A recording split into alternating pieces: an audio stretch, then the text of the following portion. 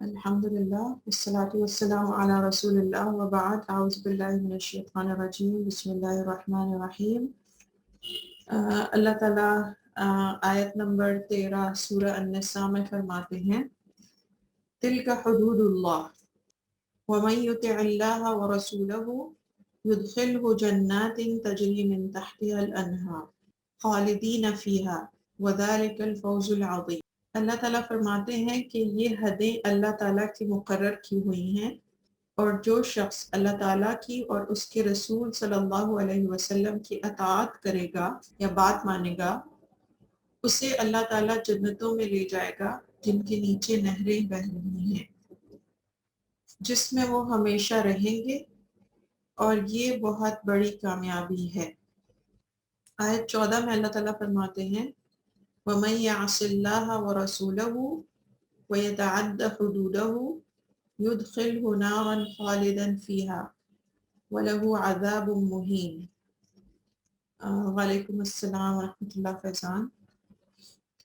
اچھا، وَمَن يَعْصِ اللَّهَ وَرَسُولَهُ، اور جو شخص اللہ تعالیٰ کی اور ان کے رسول صلی اللہ علیہ وسلم کی نافرمانی کرے گا یا ان کی بات نہیں مانے گا، وَيَتَعَدَّ حُدُودَهُ، اور اللہ کی مقرر کی ہوئی حدوں سے، باؤنڈریز سے باہر نکلے گا،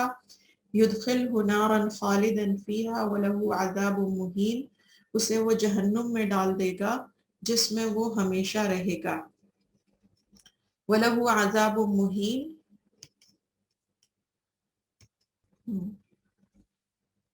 وَلَهُ عَذَابٌ مُهِينٌ، اور ایسوں کے لیے رسوا کن عذاب ہے۔ مہین کا مطلب ہے ایسا عذاب جس میں ایک تو عذاب ہو اور دوسرا اس میں انسلٹ ہو، رسوائی ہو، تو وہ کہتے ہیں، انگلش میں بھی کہتے ہیں ایڈنگ انسلٹ ٹو انجری۔ تو جو جو تکلیف، جو عذاب ہو اور ساتھ اس کے رسوائی بھی ہو، ہیوملیشن بھی ہو، کیوں کہ اللہ اور ان کے رسول صلی اللہ علیہ وسلم کے حکم کی نافرمانی کی۔ اچھا، اب یہ جو دو آیتیں ہیں ان کے بارے میں ایک چیز غور کریں کہ اس سے پیچھے جتنی آیتیں آئی تھیں وہ ساری کس بات کے بارے میں تھیں؟ وہ اس بات کے بارے میں تھیں کہ مسکینوں کے اور یتیموں کے حقوق ان کو ادا کر دو، اور عورتوں کے حق مہر ان کو ادا کرو، عورتوں کا وراثت میں حصہ ان کو دو، مردوں اور عورتوں کی وراثت کے حصے مقرر کر کے ماں، بہن، بیٹی ہر ایک کا حصہ بتایا، پھر اس کے بعد مردوں کے حصے بتائے، بیٹوں کے اور شوہروں کے حصے بتائے۔ اس کے بعد اللہ تعالیٰ کہہ رہے ہیں تلک حدود اللہ، یہ ساری اللہ کی حدیں ہیں، اور وہ کہہ رہے ہیں یہ اللہ کی بتائی ہوئی حد ہے، اس میں سے اگر کوئی اللہ تعالیٰ کی نافرمانی کرے گا تو کیا ہوگا، وہ آگ میں جائے گا اور رسوا کن عذاب پائے گا جس میں اس کے لیے ہیوملیشن بھی ہوگی۔ جبکہ جو شخص اللہ تعالیٰ کی بات مانے گا اور اللہ اور ان کے رسول صلی اللہ علیہ وسلم کے حکم پر چلے گا، اس کو اللہ تعالیٰ ایسی جنتوں میں بھیجے گا جن کے نیچے نہریں بہہ رہی ہیں، اور وہ لوگ اس میں ہمیشہ رہیں گے، اور یہی سب سے بڑی کامیابی ہے۔ میں ہی کر لیتا ہوں۔ اس کے بارے میں امام شافعی ایک بہت پیاری بات کہتے ہیں، وہ کہتے ہیں اگر ایک شخص مر گیا اور اس کے اوپر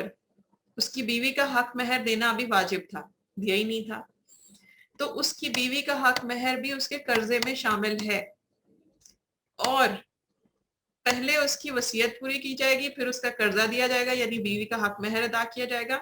اس کے بعد بیوی کا جو شرعی حصہ ہوتا ہے وہ بھی اس کو ادا کیا جائے گا۔ اندازہ کیجئے کہ ہمارا دین کتنا خوبصورت ہے، اور ہمارے دین نے کیسے ایک ایک انسان کے حق کا خیال رکھا ہے، کہ اگر پوری زندگی کوئی انسان کسی بیوی کے ساتھ رہتا رہا اور اس نے نکاح کے مطابق اس کا حق مہر نہیں دیا، تو اس کا یہ مطلب نہیں ہے کہ جی اب تو ہماری شادی کو 45 سال ہو گئے، اب کیوں حق مہر دیں، اب دیں، نہیں تو آپ کی وفات کے بعد وراثت میں سے کاٹ لیا جائے گا۔ اور وہ کتنے برے لوگ ہیں جو اتنے سال ایک بیوی کے ساتھ گزارتے ہیں لیکن اس کا حق نہیں دیتے۔ اور پیچھے ہم نے پڑھا تھا شروع میں آیتوں میں کہ امام شافعی نے کہا کہ جو شخص نکاح بھی کر بیٹھے بغیر حق مہر طے کیے، اس کا حق مہر معاف نہیں ہوگا، بلکہ لڑکی کو مہر مثل دیں گے، یعنی اس کی کزنز یا اس کی بہنوں کا جو فیملی میں جو دوسروں کا مہر ہے اس کے مطابق اس کا مہر مقرر کیا جائے گا، اور شوہر کو مجبور کیا جائے گا کہ وہ اس کو دے۔ اب سوال یہ پیدا ہوتا ہے کہ ہمارے معاشرے میں حق مہر کیوں نہیں مل رہا؟ آپ کو کیا ریزنز لگتے ہیں؟ لالچ سب سے بڑی. ایک تو لالچ ہے, دوسرا یہ کہ لڑکیاں بیچاری